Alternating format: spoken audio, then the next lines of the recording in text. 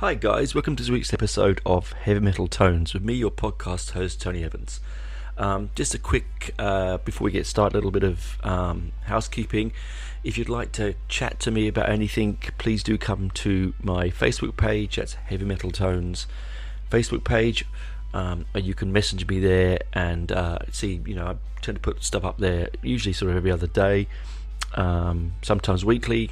Life gets in the way, but please do come and visit me there. Or go over to the Facebook page that myself and Benji run, which is New Album and All Things Metal. That's got a big community now, so it might be interesting if you do pop over and see. Anyway, so this week's episode is about the new Porcupine Tree album. Now, I talked about the Porcupine Tree in the past, back with Fear of a Blank Planet. Please go back into the catalogue and have a look at that one. Formed in 1987 in Hemel Hempstead by Stephen Wilson and a band of other people. They produced several albums, all of them being what we would call progressive rock. Now, don't roll your eyes out there. I know that it's not for everyone, but Porcupine Tree can sit in all sorts of genres, so bear with me, and I think you might, if you delve into this, you might find something interesting there to see and to listen to. So, as I said, formed in Hemel Hempstead, which is sort of southern England, by Stephen Wilson of the band. They themselves were, are lovers of pop and heavy metal and rock and progressive rock and all sorts of things, funk and blues and soul. Stephen Wilson is such an eclectic musician. But this isn't all about Stephen Wilson. This is about Porcupine Tree, the band. It would be remiss of me to keep on about him. He is the leading star of the band and has a very wide and vivid and varied solo career. But this is the first studio album since 2009, since The Incident. Not that something happened, the album was called The Incident. Recorded in secret over the last 10 years, because they've sort of decided this was going to be their sort of swan song, but now this is doing so well. Number 4 in the charts. It only got released on the 22nd of June. Number 4 in the charts in Australia, number 1 in the UK. So, and doing very well across the world, so that maybe this might revisit them. Recorded in secret. It came about when, just after the incident, they were recording stuff, and Steve and the band members would get together and jam, usually with just 2 instruments, like a bass and guitar or bass and drums, and they would make and there's a couple of songs here you'll find out later on that were from sort of the incident recording sessions come through, and then they recorded new stuff. This particular band that's with Stephen Stephen's on guitar, piano and bass and vocals. You've got Gavin Harrison on drums. Now he's from Pineapple Thief, another brilliant prog band, and also the Masters of Prog, King Crimson. He's played with them. Then you had Richard. I really don't mean to ruin his name here. Barbieri on keyboards. Now, he was original founding member of Japan. Those young people listening to this show don't know the band Japan. Pause it, go and grab it, listen to some Japan. You may be well and truly enjoy that. It's some brilliant synth-based pop prog. Say that when you've had too many drinks. Synth-based pop prog. Should have on a t-shirt. Anyway, he's now with them. No longer do we have Colin Edwin on bass. He was one of the founding members. I couldn't find out a reason why. There was no notes anywhere to say why he wasn't with the band. Stephen Wilson's taken over that particular role, and he's taken over very well. The album is called Closure and Continuation. I mean, typical Steve and typical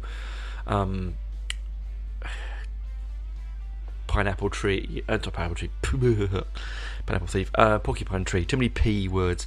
Porcupine Tree. Typical Porcupine Tree. It's so creative and nuanced. It's a bit like when my Iron Maiden did Final Frontier. You know, was it going to be the final album? No, it wasn't, clearly.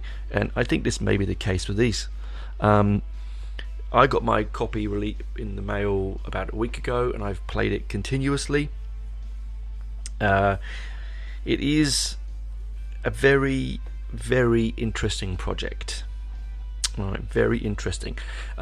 Stephen did say he didn't. Most of the songs, bar from one, are recorded with him and another member of the band, because he didn't want it to be another Steven Wilson album. Because, as I said, he's like the face of the band, and so people just assume, because he's such a gifted multi-instrumentalist and such a gifted musician, possibly one of the most gifted musicians of the 20th century. Because that's the case, people will just tune in and go, "Oh, another Steven Wilson album." And there are points in this album, and we'll talk about that later on, that does make me feel that it is a Steven Wilson album in parts. But it's beautifully packaged, again, as they always with these guys. They made, over the career, they've made some great albums, they've made some hit and miss albums. The same with Steve. He wanted this album to be less heavy metal orientated. Now, sorry, some of you heavy metal heads out there might turn off now. I hope not. Bear with me. It is still very heavy. And he's just not as drivenly heavy metal heavy as, say, Fear of a Blank Planet is, or The Incident even. Now I've got lots of notes on this, so if you hear my paper rustle, it's because I've just beavered away for a week writing notes. Now, the album, we're very lucky the album came about, and the reason it came about is because of, God forbid, it's been a horrible 2 years, but COVID. Because without COVID interrupting the individual's solo careers, they probably would have not gone into the studio to record with Stephen, and vice versa, Stephen with them. It had off the album 4 singles, which is not unusual, but unusual as well. I personally stayed away from all of the singles. John loved them, was listening to them. I did say I'd listen to them, but only because I didn't want to. I just didn't want to be that. I didn't want to go, hey, I'm not listening to them. I want people to enjoy however they consume their music. I just didn't. 4 singles released off of it. Harridan on the 1st of November 2021. Then you had Of the New Day, 8th of March this year, 2022. Then The Herd Culling, which is the 20th of May 2022, and finally Rat's Return on the 17th of June 2022. Now, interesting singles. All 4 of those I think are my favourites off the album, so it's good to show that singles are a strong thing. It was released on the 24th of June, as I said, reaching number 1 in the UK, blah blah. I've already said that. Sorry, I'm looking back at my notes.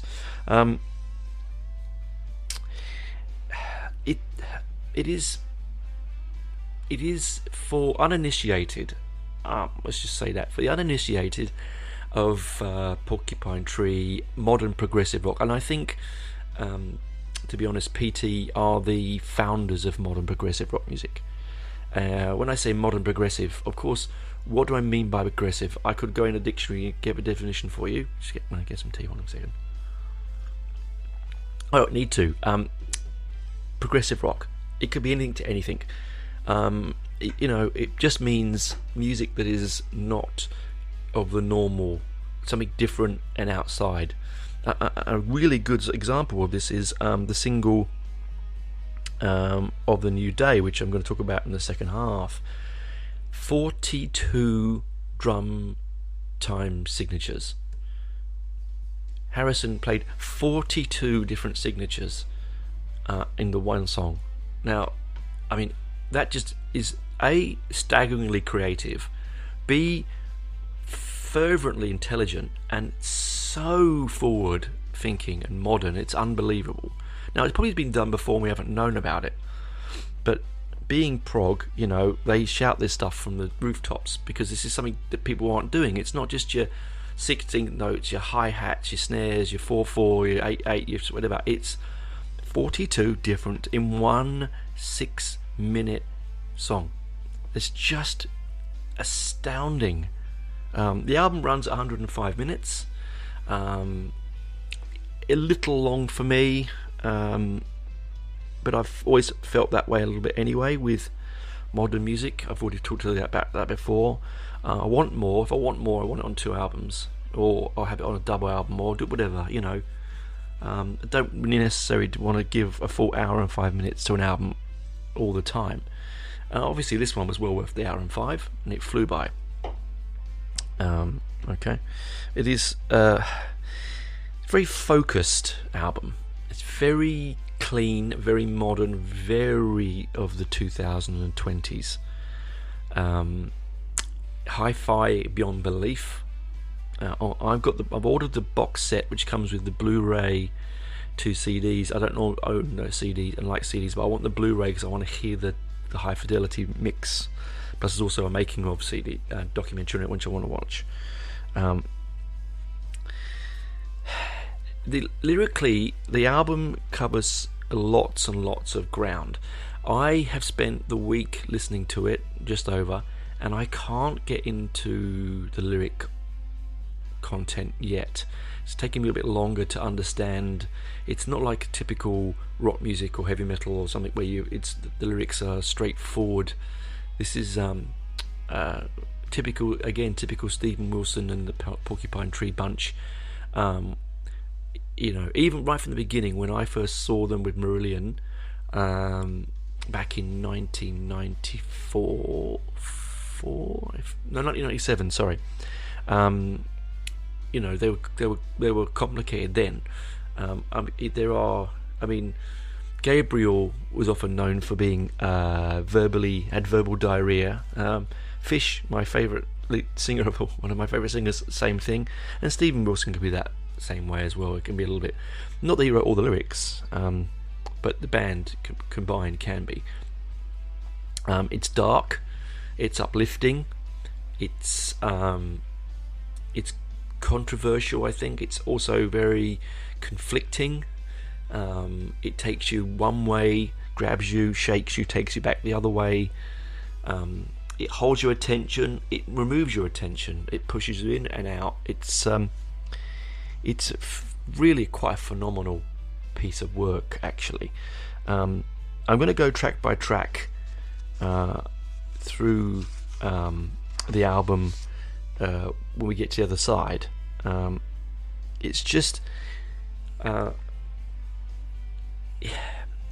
modern progressive rock, and particularly in progressive metal, can become a little bit unlistenable. Where the melodies go, playing 8-string basses and 8-string guitars and the 42 time signatures and things like that, where it can become a barrier. And I think the beauty of early prog was it wasn't a barrier. People would go to Genesis, Yes, King Crimson, Van de Graaff Generator, ELP, all those bands. They'd go to the Marillion, they'd go to those bands, and even though they weren't musical geniuses, they could really get into the textures and rhythms of the music. And sometimes modern prog doesn't let you do that. Sometimes it's too self-opinionated and too only for us, and you're not in the club so you can't listen mentality. Like in The Simpsons and No Homers, it's a bit like that. It's like no prog heads. And I think that's a sad thing, because musically wise, you won't get more interesting and deliciously thick and textured that you do in prog, and particularly modern prog. I've said before and I'll say it again, you listen to Iron Maiden now, you love Iron Maiden, that's basically prog. So don't turn your toes up at the thought of that. It might open your world a little bit.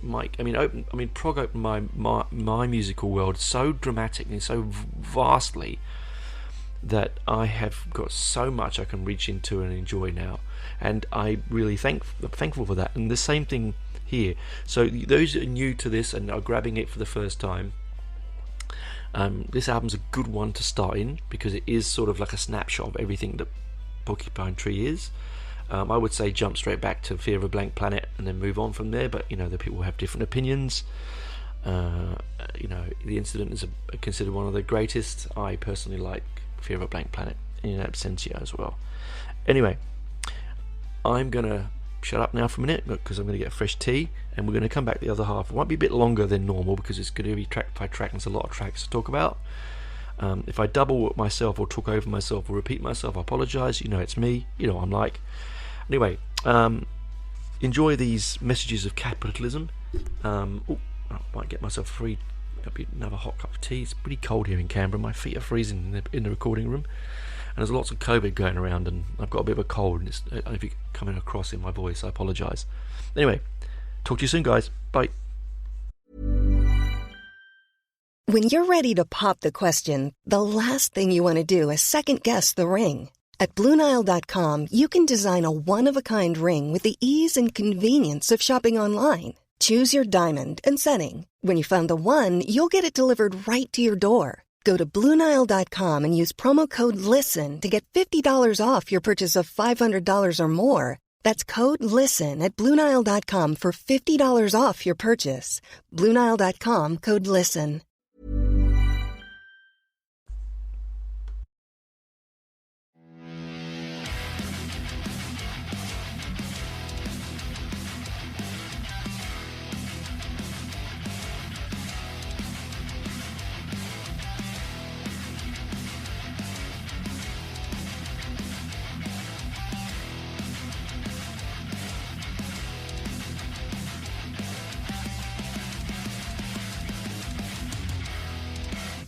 Welcome back, my dear friends, to part 2 and a track-by-track rundown of the latest Porcupine Tree album, continuation, closure and continuation. The album opens with Harridan, which is it was recorded just after the incident, so the incident era recordings, and over the last 10 years he's had another layer of vocals on top. So there's 2 vocal tracks, one from 2009 and one from a year or so ago, and it opens with one funky and delicious bass line. Now, I'm not sure that Colin Edwin could have played this bass line. Sorry, Colin, if you're listening, but Steve's bass line on this is just... Now, I don't know if it's synthed. I'm not sure. But it's punchy, it's addictive, it's hard, it really draws you in, and then of course you then have this tight drum sound that accompanies it. It's just...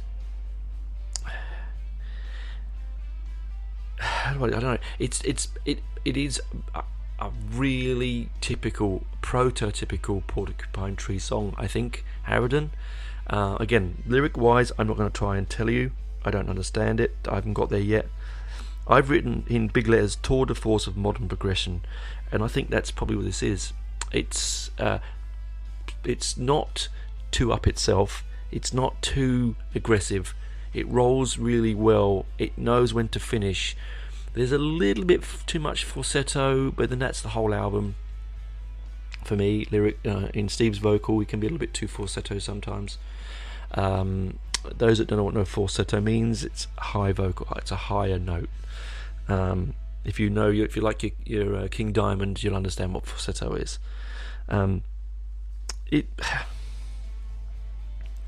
There's not much else I can say about it, that apart from that it's rich, deep, modern, metallic, clean, almost too clean, almost too produced. You know how I feel about too much overproduction. I don't enjoy overproduction. When I want it, I'll listen to it, but most of the time I'm a lo-fi kind of guy, right? But I do enjoy this this sort of, you can see them sitting there for months tweaking the EQs on this and slaving over a Neve desk trying to get it to sound as it almost sounds flat. And that's not a negative thing. It's some pieces of music are round and they're sumptuous and they feel round, and you almost could sort of bounce them off a floor, from speaker to speaker. But this one sounds a little flat, a little square, a little angular. I think that's probably what they're looking for. That's not something that I don't dislike. I've always said before, and I said a lot, it's one of the reasons I don't consider Pink Floyd being a prog band. And I'm going to hear knuckles cracking and people scraping, pulling knives out of sheaths at me. I get it, but you see, for me, traditional prog is quite pastoral, quite round, quite soft, quite floral, whimsy, whereas you don't get that with Floyd, and you don't really get that with these guys either. So, sort of contradicting myself, but this isn't traditional prog, this is modern prog. I would say that Pink Floyd is more like angry, early proto-punk. Now that's going to annoy people, but that's how it is, because they were more about, traditional prog bands didn't talk about politics that much. It probably was thrown in a bit, but it was done with, a little bit of middle class whimsy. Whereas Floyd aren't an upper class band. Some of the parts of them are quite working class. Anyway, off the soapbox onto this album. So as I said before, lyrically, I'm not even going to attempt to talk to you through the lyric, because I have to give myself another couple of weeks to listen to it thoroughly to understand the lyric of this. Some of them I've got straight away, and some are pretty straightforward. Yeah, so and then we move on to Of the New Day. Now, what can I say about this tour de force of piece of music that I haven't already said? 42 time signatures in one drum track. It's so contrastingly different to the opening song. It's sophisticated, it's lighter, it's poppier, it's more modern in the respect that it's a little bit more taking from other magpieing from other forms of music. It has a great, and I don't know if it's nylon, if it's Steve's nylon, or he's using a steel string acoustic. It sounds like nylon to me, but again, people with more sophisticated ears, I know John could probably tell me better. He's a gifted nylon string guitarist. It sort of seesaws, and it's sort of it goes, it's got those light.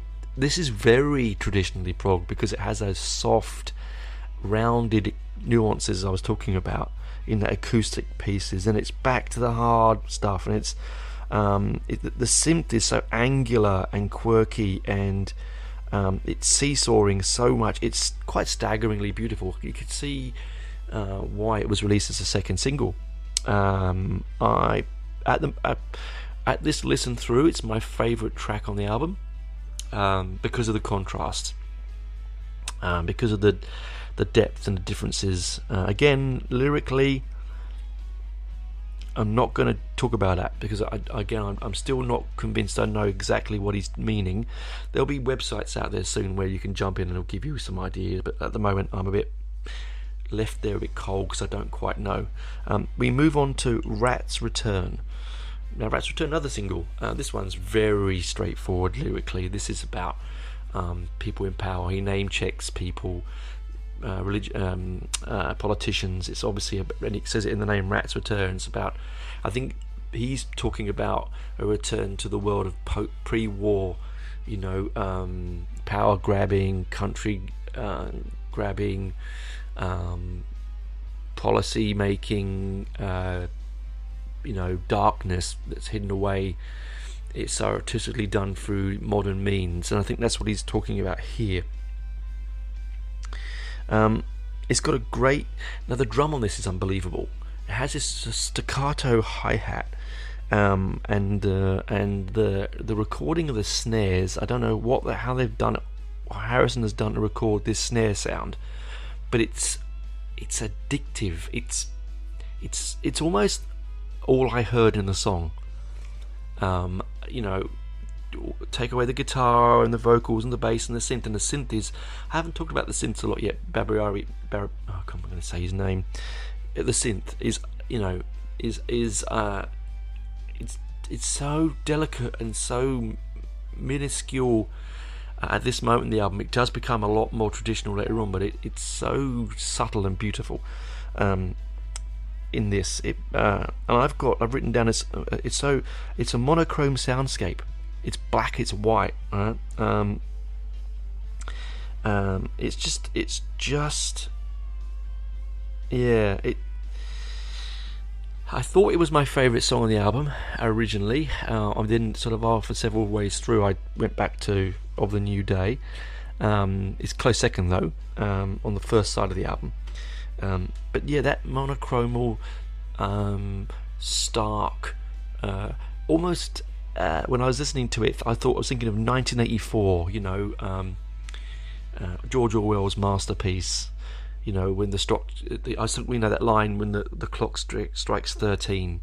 I was thinking that. I was thinking gulags, and again I was thinking Marillion. I was thinking White Russian. But this is by no means. I mean, White Russian is a pop song compared to Rat's Return. But yeah, probably the most political, hard-hitting song on the album. But you know, it brings you there, and it takes you then to hold you, and I think that's the key. Now we move into Dignity. Now I've got a lot to say about this song. I've got a lot to say about a lot of things, you know me, but this one's really quite. I had a moment where I had to ask Karen, my wife. I was playing it, and I thought, hang on, what is this I'm listening to? So I plugged my headphones and I put on the stereo, and I said to Karen, "What do you hear?" Now it is a lovely, different, light relief from Rat's Return. Firstly, it sounds a lot like his solo work, a lot. But there was a moment where you listen to it, and it's the music. It's not the words, but it's the he's basically not. Now I'm going to say, when I say rip off is the wrong word here. I don't want to get myself in trouble. He's not ripped them off. He's not even copied. He's homaged Seal's "Kiss from a Rose," and you'll hear it. Once you hear it, you can't unhear it. Okay, it's there. Da, na, na, na, na, na, na. It's there. Da, da. I was listening to it, and suddenly I'm singing "Kiss from a Rose." Now I know that Steve has done a lot with Seal in the past. They've done some production stuff together. Maybe that seeped in. Maybe it was deliberate. Maybe that was Seal. I don't know. It just there's moments. It's not the whole song, just moments. Okay. But it's very pop. It's very Stevens influence. Feel the pop. He loves his pop. His last album was very pop driven. It's beautiful. It's tender. It has a fantastic chromatic guitar piece, like not solo, but a great chromatic guitar scale in it that just I think Beatles.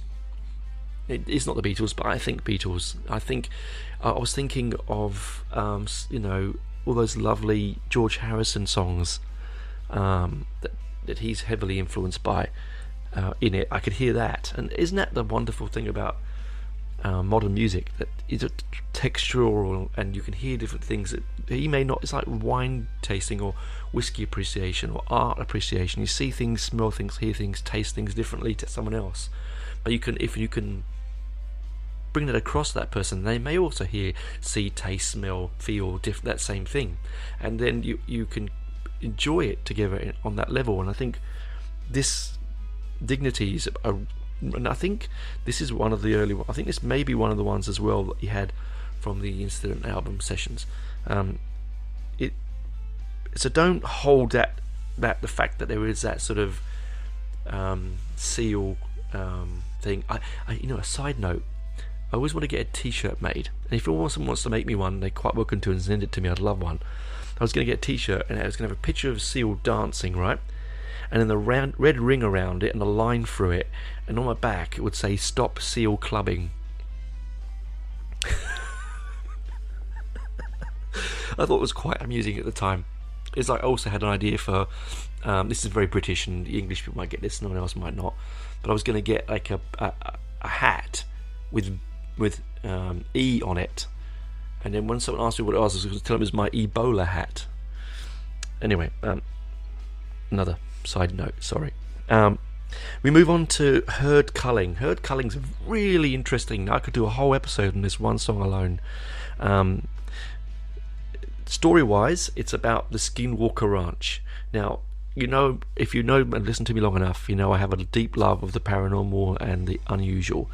And Skinwalker is a First Nations American, a Native American, and you know what I mean by that. But that could be called First Nations. First Nations Americans. They have this creature called the Skinwalker, and he's a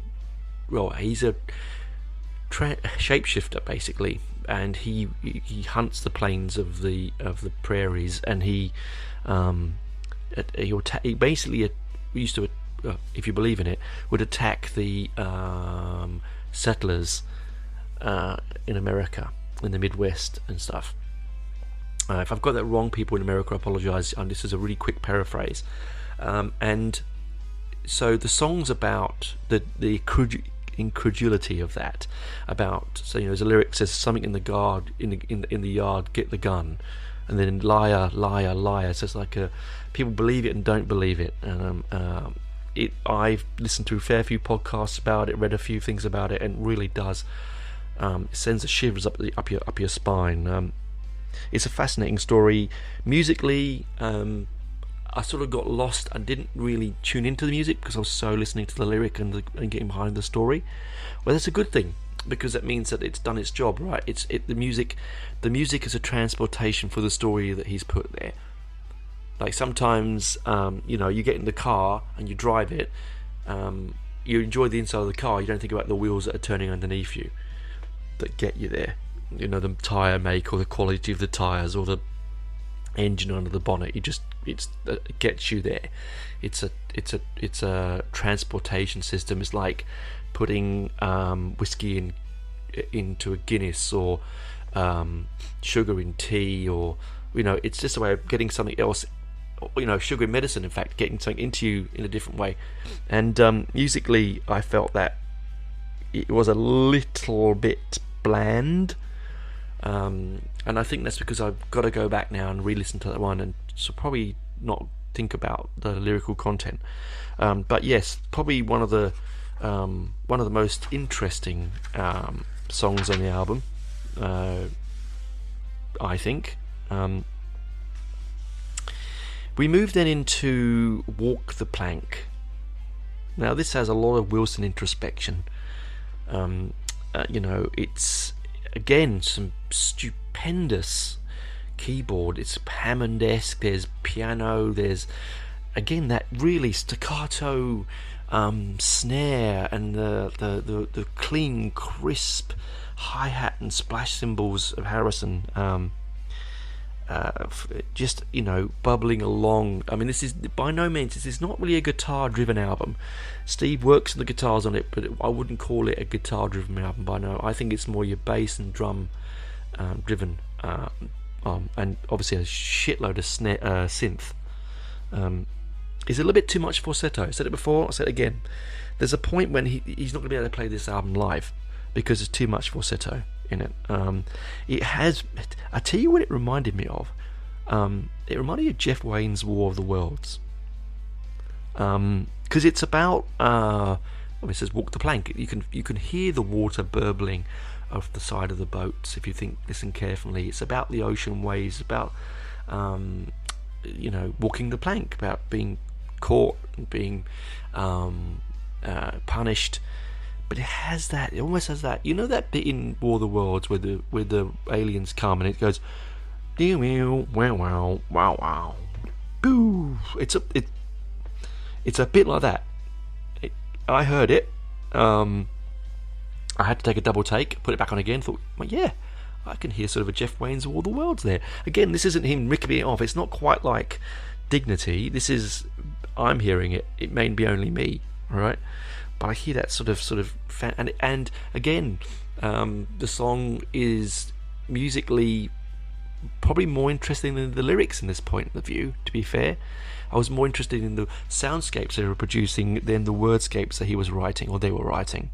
You know, it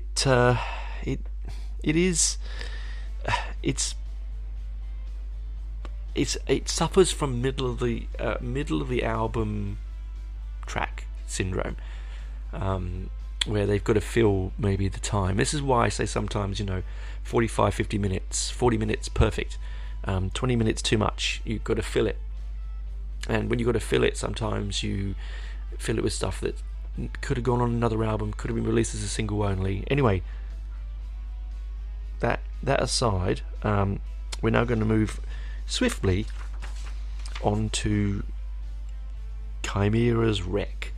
Now, Chimera, anyone know what a Chimera is? Hands up. Yes, I'm looking at you. Yes, Chimera. No, it's not a car.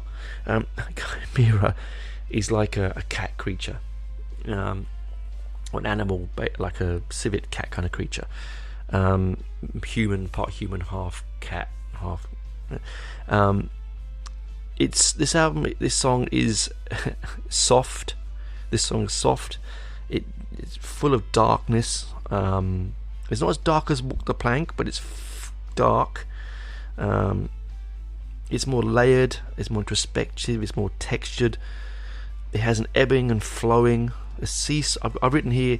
It seesaws in along the musical bar in a traditional, beautiful prog kind of way. It has breaths. It has coming and going whimsy of the guitar and the drums and the bass. It's not, again, lyrically, don't ask me, okay? I'm still getting the head read around. I've listened to Stephen Wilson's songs for ever and a day, and I still struggle sometimes to unless they're very straightforward, to get what he's coming to, unless I read about it. And that's why I'm going to have to sit down and study the lyric more closely. But it's a real a breath of fresh air. It's fast, it's dark, it's introspective, as I said. It's lighter than the previous song, which is what you want. You want to come out of some darkness, like the depth of the water and the fathoms of Walk the Plank, and you want to come up for breath of fresh air. When you hit that surface and you break the water's tensions and you come up above the water, you want something to give you succor and to save you. And Chimera's Wreck does that, I think. I said it strokes the staves in a bouncing in and out signature way, and I wrote that down. I don't know quite what I meant when I wrote that down. I wrote it down. I wrote an underlined big word, wondrous. It just moves subtly, more traditional. I think this is possibly the most traditional prog track on the album. And I said to you back before, rounded, soft, pastoral, breaths of fresh air, not so static and angular. And I think this comes that way quite well. This definitely does that. And for those traditional prog heads, this is the one that you're going to really dig. Okay, we're moving on to the next one. All right. Now, I've also said that the drum work on this particular song, it just sounds like he's in a different league. There are some great drummers on this planet, but there's some of them are just he's just out in a different league in this one. Steve's solo on this particular song is driven, stabbing, interesting. It's only short. It's the wah. He uses a typical wah. Like Steve likes a lot of wah. It's like the old Monty Python sketch, being hit on the head, the hit on the head. No, wah. What a stupid concept. Anyway, that's for the Python fans out there. It's short, but it's just enough on this song to keep it alive and exciting. Right, now we're moving towards the last few tracks of the album. Okay, we're going to move into what I think is extremely Stephen Hackett era Genesis sounding song. Now, I said I had that, and I thought that was I thought that greatly of Chimera's Wreck, but I'm going to say that Population 3 is... I'm going to contradict myself. On second thoughts, I think this is much more traditional prog than the previous one. I still think the previous one is very traditional prog, but this is that Stephen Hackett. It has nuances of Dance on a Volcano for me. It has that sound of the later Genesis, the Trick of a Tail, Wind and Wuthering. Barbieri's keys on it is staggering. It's Tony Banks-esque. It's Hammond. It's Leslie's. It's Leslie is a type of keyboard. Sorry, I'm blabbering around. I closed my eyes and was back in my youth listening to that. I was like, this is Marillion. This is Incommunicado. This is Mark Kelly of Marillion on keyboards. This is Tony Banks. This is Stephen Hackett on guitar. It was like being back in my brother's bedroom, stealing away his copy of Trick of the Tail, and putting it on and being Squonk, and being having the staccato guitar in Squonk, just had it feels that way. I think it's because it's coming towards the end of the album. I think it's Steve's, hey, this is my turn, my love. I'm gonna do something a bit whimsy, and it's just whimsical. It really is just whimsical. All right, it's beautiful. It's also the only acoustic track on the album. I would have loved a couple more, actually. More as I've got older, I've enjoyed. I used to have the void of music filled with lyrics because I'm a worded person. I love words. I wanted more and more and more and more, and being I wanted to learn more, hear more, understand words, and fill the space. And that's why I like the Gabriel era Genesis, and Fish era Marillion, and Mark Hamill era Van de Graaff Generator. It's that and people like my love of Billy Bragg and Elvis Costello, John Lydon. It was all about filling that space because I'm not a great musician myself. Technically, I played a bass quite well, guitar sufficiently, a bit of drums, but I knew I could write words, and for me that was where I fell in love. But as I've got older and more appreciative of music itself, I've really enjoyed the instrumental pieces, because it's something that takes you elsewhere, and another whimsy, another story, another book to open, another chapter to write and read. I think that this particular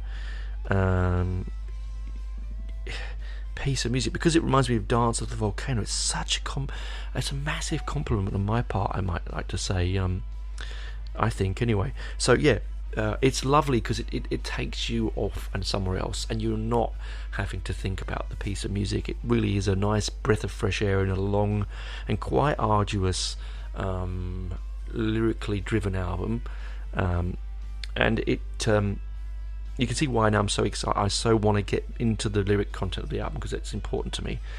Also, I want to sing along. I love a good sing along, even though this is not the kind of sing along kind of album. Anyway, that's that one. So that's Population 3. Not quite sure. Again, with all instrumentals, you don't know quite what they're writing it, what it's about. I mean, I've written instrumental pieces and given them names, and what for? You could call them anything, really, couldn't you? I suppose if he's inspired by something, that's right. Could have just called it 3. We would have loved it. Could have called it Population. We would have loved it. Makes no difference, really, doesn't it? Anyway, on to the last couple of tracks on the album. Never Have opens with a really beautiful piece of piano. Now, I don't know if that's Stephen or it's Barbieri. I'm sorry, I'm selling your name wrong. I'm really sorry. Barbieri. I can't say it. Someone out there can please help me out. I'm sure John can. It's got a lovely, whimsical, soft. Again, this piano intro reminds me of the piano intro to Incommunicado on the Clutching at Straws album, the last Fish era album that came out in 1987. And tonally, it's got this great sort of ebb and flow,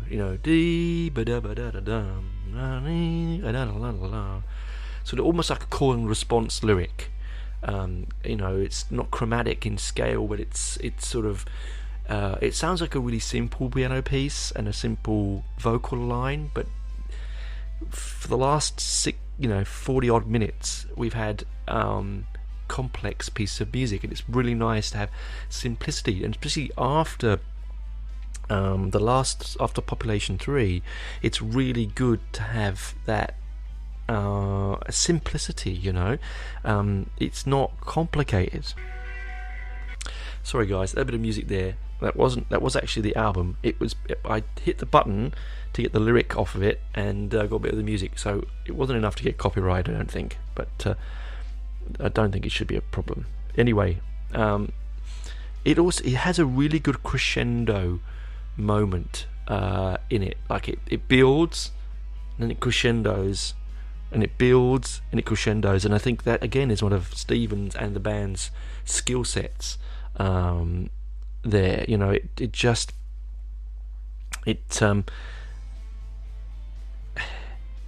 Because they're riffing on the piano intro for the whole song, it has that. I keep using the word whimsy, and I'm sorry, probably if you have a drinking competition and every time I say the word whimsy, have a drink, you'll probably be pissed by now.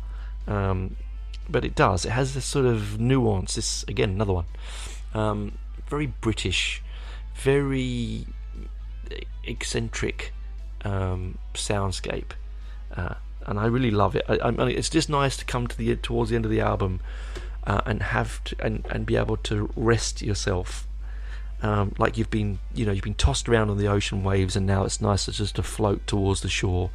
That's how I feel with this particular song. Anyway, it's just beautiful. The very last track, Love in the Past Tense.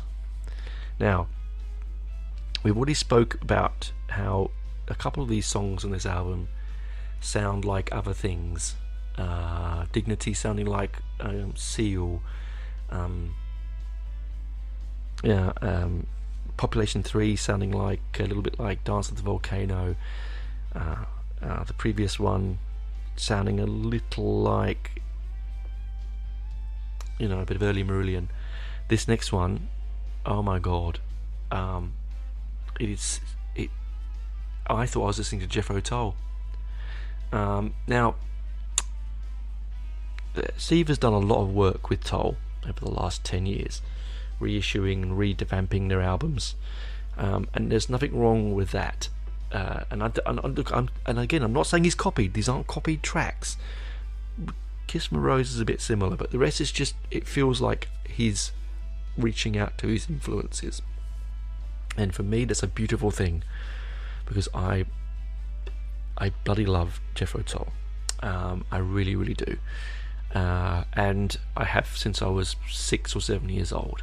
And so for me, the opening folk style nuance to Love in the Past Tense, I mean, it's almost a play on the words. It's almost like living in the past, if you know the Jethro Tull song. It's almost like that. Is he being cheeky? I don't know. It could be. He does have a quite a a strong, cheeky sense of humour in his music. A lot of the times, it's just I thought, oh, top. But when we get past that, then we get one of the best album finishes I reckon in the last 10 years. It is delicate. It is beautiful. It flows.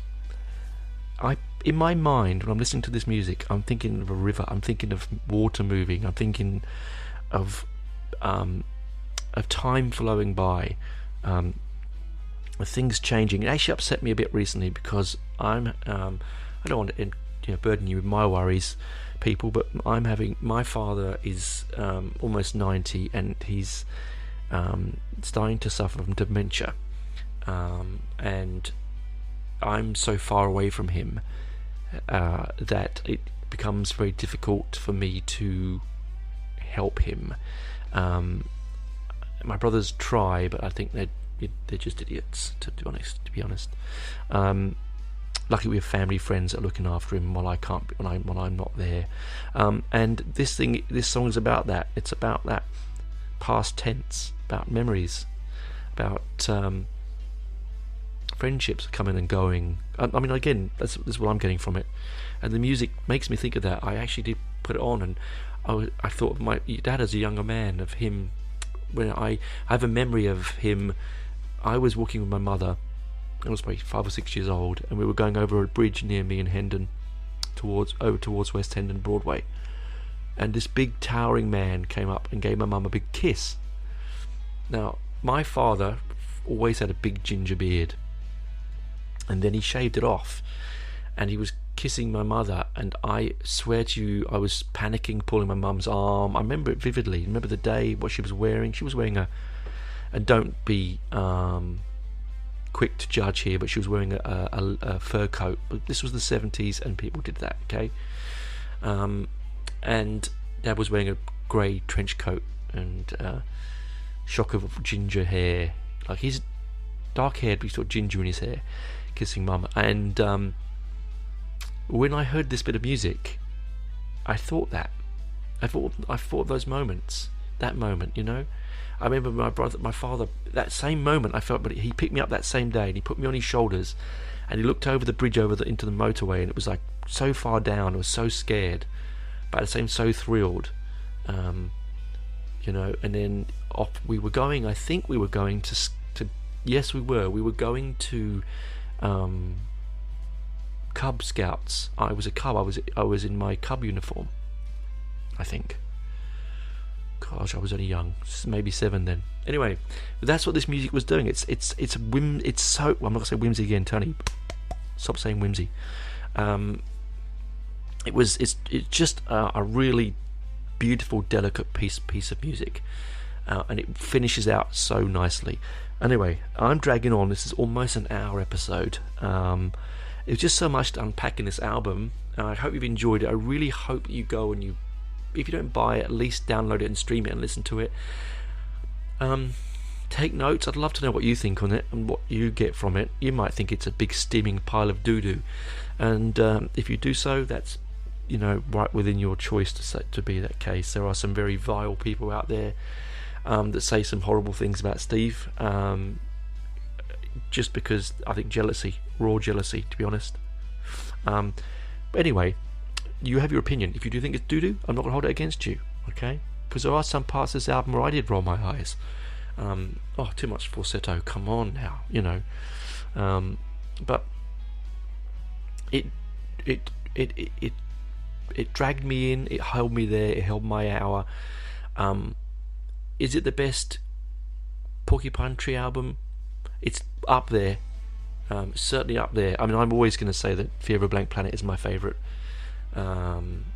because it's something that was in my timeline and important. It's not hard to get hold of. You can get it in all good record stores quite cheaply now, on CD, box sets, vinyl. Stream it.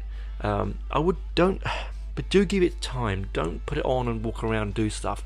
It is an album that demands you to sit down and let itself bubble and burble over you, and it might evoke memories. like that of my father. I hope it does. I really, really hope it does. I hope it evokes emotion. I'm sure that's what Steve and the boys want. Either side, that aside, the lads have made a starkly original, interestingly beautiful, powerful and emotional and thought-provoking piece of art. And I hope you take that away. I mean, yes, once I turned it off, I had to put on some Iron Maiden. I had to put on some not light, but stuff that I could just not have to think about. But that's prog for you, and that's modern prog for you. If they ever tour with it, get out and see them. If you ever get a chance to see Steve on his own, get out and see him. He is an astonishing musician, and he always has astonishing musicians with him. That's me for the week. I hope you enjoyed it. A little bit longer than normal, but hey, I can't squeeze all that into half an hour. It'd be ridiculous, and I'm not doing a two-part for this because I've got too much to talk about next week and something else. Anyway, that's me for the end of the show. Keep safe, keep away from the virus, keep enjoying music. Do stretch your mind, do stretch your imagination, because I think you're gonna thank me for it. Anyway, that's me for this week. Bye, guys.